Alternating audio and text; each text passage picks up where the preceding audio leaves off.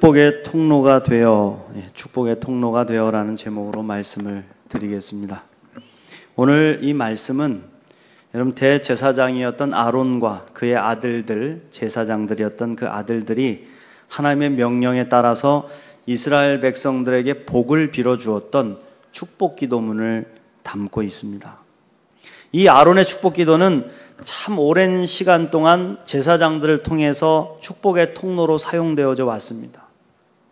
우리가 축복 기도라는 말을 사용할 때 생각해 봐야 될 게 몇 개 있는데요.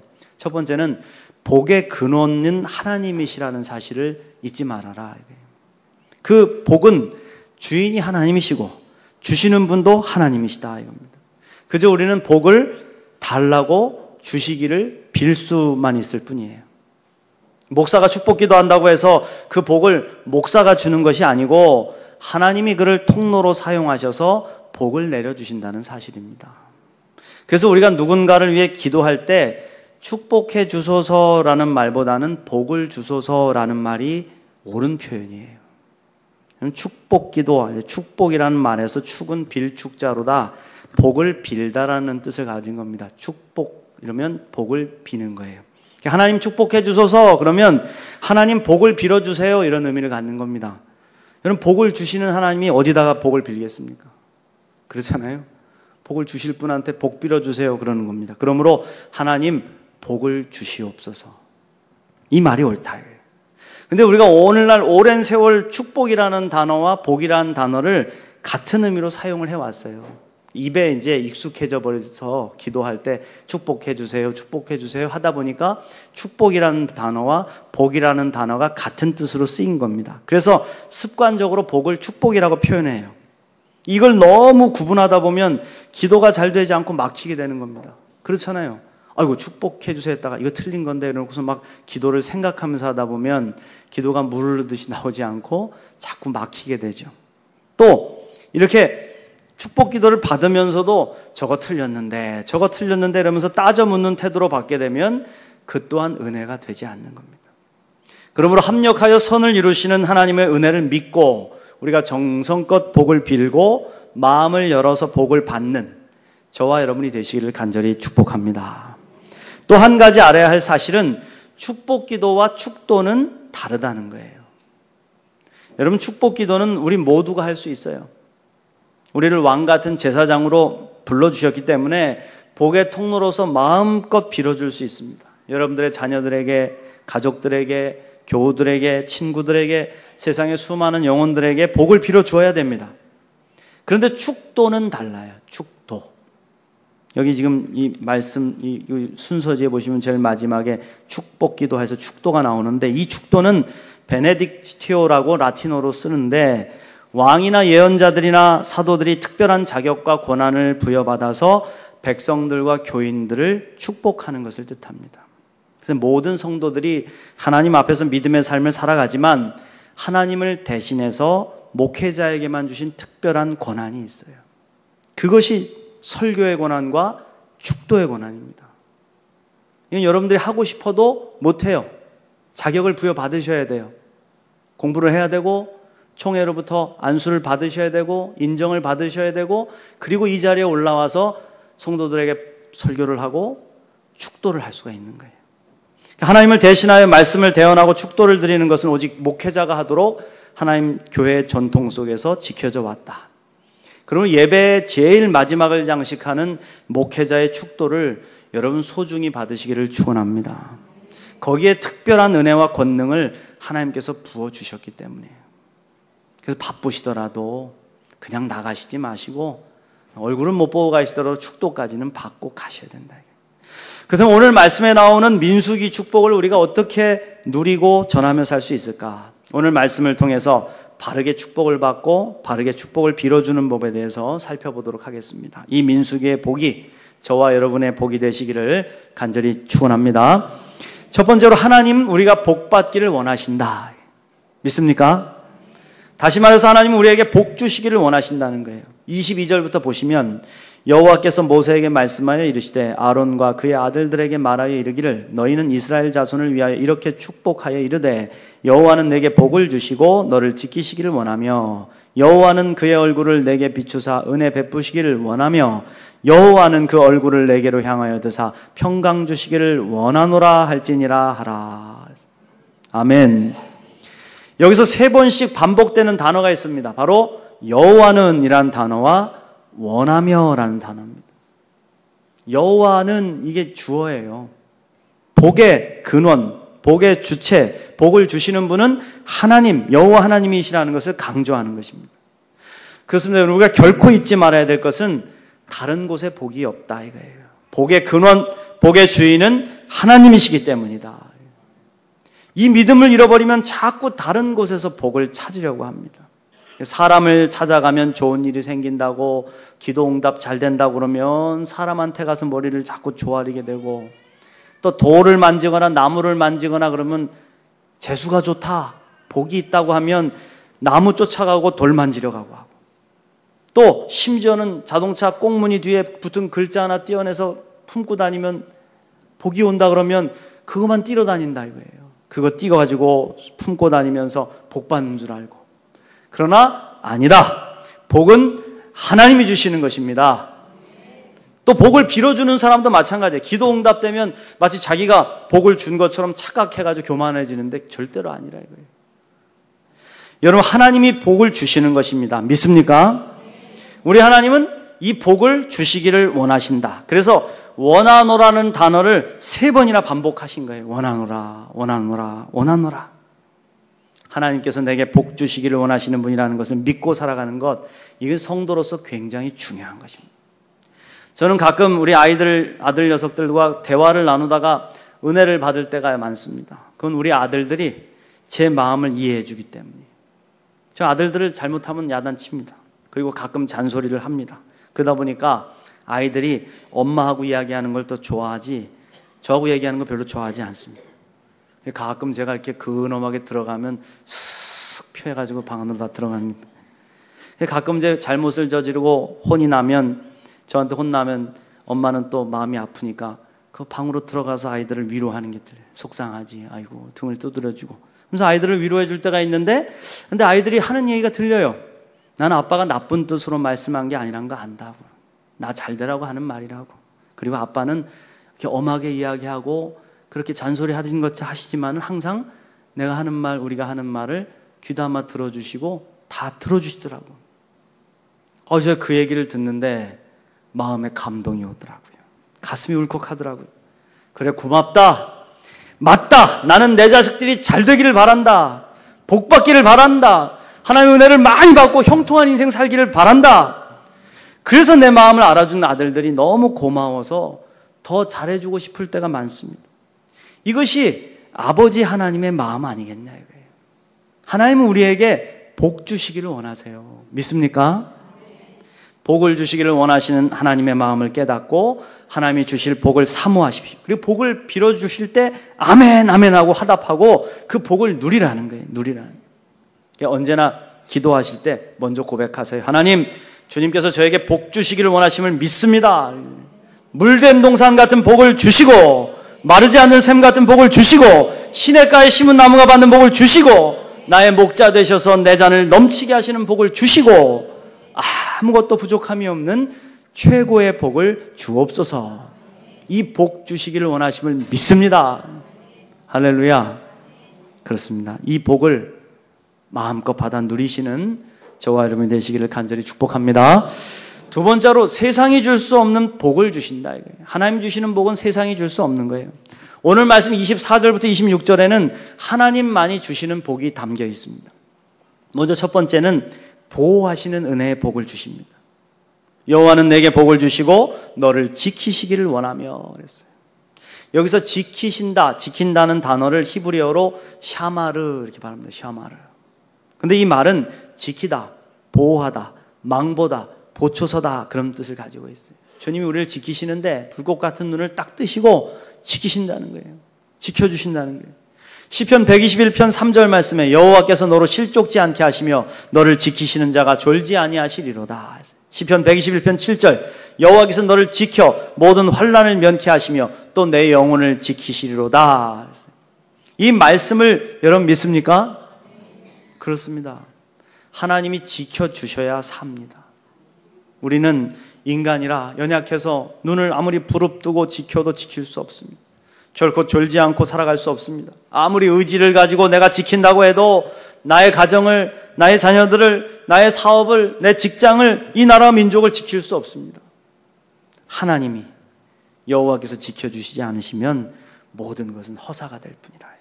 그러므로 하나님께서 지켜주시는 이 복을 우리가 사모해야 돼. 이 복을 받으시기를 축원합니다. 아브라함은 낯선 땅, 이방 땅에서 생명을 위협받을 때 하나님 지켜주심으로 말미암아 무사히 약속의 땅을 향해 갈 수가 있었습니다. 이삭은 흉년이 들었어요. 모두가 어려운 가운데서도 하나님이 지켜주시니까 그해 100배의 결실을 맺어서 마침내 거부가 되었습니다. 사드락과 메삭과 아벳느고는 불타는 풀무불 가운데서도 터럭 하나 상하지 않고 나올 수가 있었어요. 왜? 하나님이 지켜주셨기 때문이죠. 히스기야 왕은 죽을 병 들어서 이제 곧 죽게 된다는 선고를 받고 절망하고 있었어요. 사방으로 적들이 찾아와서 우겨싸움을 당하여서 나라가 멸망할 풍전등화의 위기에 찾아왔어요. 그런데 그때 오직 하나님만 바라보며 기도할 때 그의 생명과 그의 나라를 지켜주신 줄 믿습니다. 여러분. 지키시는 은혜죠. 오늘 이 복을, 이 놀라운 복을 저와 여러분이 받으시기를 간절히 축복합니다. 두 번째 복은 얼굴을 비춰주셔서 은혜를 쏟아 부어주시는 복이에요. 여러분 25절 말씀 보시면 여호와는 그의 얼굴을 내게 비추사 은혜 베푸시기를 원하며 그랬습니다. 하나님의 은혜는 인간의 노력과 이성을 초월합니다. 무조건적인 하나님의 사랑이에요. 이 은혜는 우리의 노력으로 받는 것이 아니에요. 그냥 하나님이 은혜 주심을 사모하면서 그 사실을 믿고 기도할 때 사모하는 심령 위에 부어주신다. 우리는 하나님의 은혜 없이는 살 수 없습니다. 은혜는 우리의 삶에 내리는 담비 같아서 모든 것을 충만하게 하고 가능하게 하고 잘하게 하고 서생케 한다. 그래서 우리는 하나님의 은혜로 구원을 받고 하나님의 은혜로 기도응답을 받고 하나님의 은혜로 살아 숨쉬고 움직이고 사명을 감당하는 거예요. 믿습니까? 오늘 우리가 하나님의 은혜 없이 어찌 이 자리에 앉아서 예배드릴 수가 있겠냐 이거예요. 그런데 이 은혜를 받는 길은 오직 하나님이 얼굴을 들어 우리를 바라보아 주실 때만 가능하다. 저와 여러분은요, 해바라기 같습니다. 해바라기가 태양빛을 받고 소생하고 살아나는 것처럼 하나님을 바라보고 하나님 바라봐 주셔서 그 얼굴에 빛을 비춰 주셔서 은혜를 주어 주실 때만이 우리가 살아갈 수가 있는 거예요. 왜? 우리 속에 하나님의 형상이 있기 때문에. 하나님의 형상을 하나님께서 비춰 주셔야지만 그 형상은 밝게 빛날 수가 있는 거거든요. 그 은혜를 받지 않으면 말라 죽습니다. 하나님 떠난 인생, 하나님의 얼굴을 돌려버리신 인생은 가망이 없는 거예요. 그러므로 하나님께서 얼굴을 들어 우리를 바라보아 주시고 그 얼굴의 영광의 빛을 우리에게 비춰주시기를 간구해야 된다. 할렐루야. 저는 가끔 꿈을 꿉니다. 꿈을 꿀 때 가장 기쁜 꿈은 역시 예수님 보는 꿈 아니겠어요? 예수님의 찬란한 모습, 얼굴과 손과 발을 보는 꿈이죠. 여러분 예수님 보고 싶으세요? 그럼 예수님 좀 많이 묵상하세요. 예수님을 좀 많이 생각하고 낮이나 밤이나 예수님의 얼굴 떠올리고 여러분들이 사랑하는 사모하는 예수님의 모습을 가슴에 품고 기도하면서 그걸 자꾸 묵상해야 꿈에라도 보여주시는 것이지. 하루 24시간 예수님은 요만큼도 생각하지 않으면서 주님 날 보여주세요, 내게 나타내주세요, 보이겠습니까? 예수님을 봐야죠. 주님을 바라보고 주의 영광을 돌리고 그분의 품에 앉아 사랑받는 꿈을 꿀 때 얼마나 행복한지 몰라요. 그런데 때때로 무거운 꿈을 꿀 때가 있습니다. 주님께서 내게 등을 돌리시고 얼굴을 보여주시지 않는 꿈을 꿀 때 무섭습니다. 등줄기로 식은땀이 쫙 흐르죠. 교회 초기에 성도들이 없어서 가족들과 함께 직접 교회 청소하고 등을 갈고 또 차량 운행을 할 때가 있었습니다. 초기에 교회가 너무 어둡고 지저분하고 냄새나고 그러니까 교회 등은 다 꺼져서 여기저기 나가고, 그래서 전에 사임을 했던, 전에 다녔던 교회에다가 요청을 했어요. 등 좀 보내주세요. 그랬더니 좋은 등을 사서 한 박스를 보내주신 건지 거기서 일하시는 분이 살짝 빼가지고 주신 건지 모르지만은 아무튼 제가 받았어요. 그래서 그걸 받아가지고 전체 등을 갈기 시작을 한 겁니다. 그래서 높은 사다리를 올려놓고 천장이 얼마나 높은지 등을 갈다가 사다리에 떨어져 가지고선 천국 갈 뻔한 적이 있습니다. 그때 얼마나 그냥 바닥에 내동댕이 쳐지면서 화가 나는지 쓰러진 이 사다리를 바닥에다 내동댕이를 치고 발로다 걷어차면서 내가 이 고생하려고 교인도 없는 이 교회에 와서 목사가 됐나. 그러니까 저도 모르게 화가 막 났어요. 그래가지고 바깥으로 쫓아나가서 차를 몰고 나가가지고 3-4시간 동안을 이 오창 지역을 돌면서 방황을 한 적이 있었습니다. 그날 저녁에 꿈을 꾸는데 예수님이 나타나셨어요. 그런데 예수님이 제가 던져버린 사다리를 펴시고는 등을 갈러 올라가시는 겁니다. 주님, 제가 할게요. 내려오세요. 제가 할게요. 잘못했습니다. 근데 아무 말씀을 안 해주시, 말씀 한마디 안 하시고 고개를 돌리시고 외면하시는데 뒷모습만 보이는데 얼마나 한참을 울다가 잠을 깼는데 제가 마음속에서 얼마나 힘들었는지 등줄기로 식은 땀이 흐르고 주님이 얼굴을 돌려버리시면 여러분 얼마나 괴로운지 모릅니다. 사랑하는 성도 여러분, 주님이 나를 바라봐 주시고 그 얼굴의 빛을 우리에게 비춰주실 때 우리의 영혼이 살아나고 삶이 살아나고 믿음이 밝게 빛나게 될 줄 믿습니다. 이 복을 받아 누리시기를 주의 이름으로 축원합니다. 세 번째로 평강의 복이에요. 26절 말씀에 여호와는 그 얼굴을 내게로 향하여 드사 평강 주시기를 원하노라 할지니라 그랬어요. 할렐루야. 여러분, 이 평화라는 단어는 그저 전쟁이 없는 상태만을 가리키는 건 아닙니다. 우리가 싸우지 않고 가만히 있는다고 해서 평화롭나요? 부부싸움에서. 부부싸움 하면은 뭐가 나타나요? 침묵하잖아요. 말 안 해. 각자 방으로 들어가가지고선 쌩하고 중간에서 만나도 얼굴 휙 돌려버리고 지나가잖아요. 그게 평화입니까, 여러분? 아니죠. 그건 평화라고 할 수 없어요. 이스라엘 민족은 우리나라처럼 많은 외세의 침입을 받았고 나라를 잃고 세계 속에 흩어져서 방황한 민족입니다. 그래서 그들에게는 평화가 얼마나 간절했는지 몰라요. 그들은 만날 때마다 평화를 기원하는 인사를 나누었습니다. 그게 바로 샬롬입니다. 만날 때마다 샬롬 샬롬 하고 만나요. 샬롬 샬롬 하고 평화를 복을 빌어주는 것이죠. 우리나라 마찬가지였어요. 많은 외세의 침입과 동족상잔의 비극을 겪지 않았습니까? 지금 남과 북이 전쟁을 그치고 휴전선 긋고 살아가지만 우리는 이 모습을 평화라고 말하지 않습니다. 전쟁이 일어나서 많은 사람들이 하루아침에 죽고 삶의 자리가 상황이 변해버리는 그런 아픔 속에서 우리는 인사를 해도 뭐라고 합니까? 밤새 안녕하셨습니까? 안녕하십니까? 완전한 평화를 누리지 못하는 두려움과 갈급함을 담고 있는 인사란 말이에요. 우리는 지금 전쟁을 잠시 멈추고 있는 상황이지 언제 극한 대립으로 치달을지 모릅니다. 이건 평화가 아닙니다. 히브리 말로 평화, 샬롬은 안녕과 복지와 건강과 형통과 번영과 구원의 의미를 총체적으로 표현하는 단어예요. 하나님이 자기 백성들에게 주시는 가장 좋은 선물입니다. 할렐루야. 그래서 우리 삶에 샬롬이 임해야 돼요. 아무리 돈이 많고 막 형통한 것 같고 잘 이루어지는 것 같아도 평화가 없으면 다 수포로 돌아갑니다. 수십억을 통장에 넣고 있어도 평화가 없으면 밥 한 숟갈 뜨는 것도 모래알 씹는 것 같고요. 인생이 얼마나 고달픈지 몰라요. 이 샬롬은 완전한 자유와 완전한 회복과 완전한 평화를 의미한다. 바로 이 샬롬을 주시기 위해서 우리 예수님이 오신 겁니다. 예수님이 탄생하실 때 어떤 일이 있었습니까? 하늘의 천군 천사들이 찬송으로 영광을 돌리는데 지극히 높은 곳에서는 하나님께 영광이요 땅에서는 기뻐하심을 입은 사람들 가운데 평화로다. 천사들이 빌어준 복이 바로 샬롬이었다. 그 예수님은 스스로 화목제물, 평화의 제물이 되셔서 십자가를 지셨고 죄로 인해 하나님과 우리 사이에 깨어져 버린 평화를 회복시켜 주신 것입니다. 그래서 우리를 하나님의 거룩한 자녀로 태초에 창조하신 본래의 아담으로 회복시키셨다. 이게 여러분 샬롬이에요. 여러분 속엔 샬롬이 있는 겁니다. 예수 그리스도로 인해서. 믿습니까? 그렇습니다. 이 평강의 복이 여러분의 복이 되시기를 축원합니다. 날마다 누리시고 고백하세요. 그리스도의 평화로 나는 완전합니다. 부족함이 없습니다. 다 이루었습니다. 할렐루야. 마지막으로 하나님은 이 복을 세상 가운데 전하는 통로로 살아가라고 우리를 부르셨다.